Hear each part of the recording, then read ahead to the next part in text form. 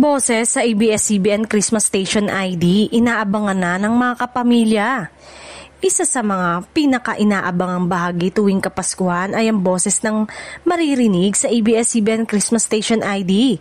At ngayong 2025, mas maaga pa lang ay usap-usapan na kung sino nga bang kakanta ng bagong tema. Taon-taon, inaabangan ng mga netizen at loyal kapamilya fans sa mga awit na bibigyang buhay sa makabuluhang mensahe ng Christmas ID ng Kapamilya Network.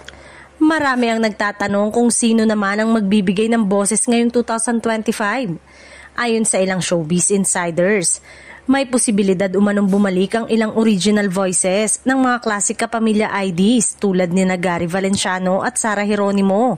Ngunit may mga balitang posibleng makasama rin ang bagong henerasyon ng kapamilya artist gaya ni Bel Mariano, Bini at Darren Espanto. Sa social media, nagsimula na ang mga hula at excitement ng fans. Sana boses ulit ni Gary V, walang tatalo sa feels.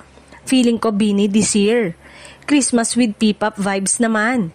Inaasahang ilalabas ng ABS-CBN ng official teaser ng Christmas Station ID 2025 sa mga susunod na linggo, kaya't abangan kung sino nga bang magpapakilig, magpapa-inspire at magpapaiyak sa mga Pilipino ngayong Pasko na may temang Love, Joy, Hope. Sabay tayo ngayong Pasko!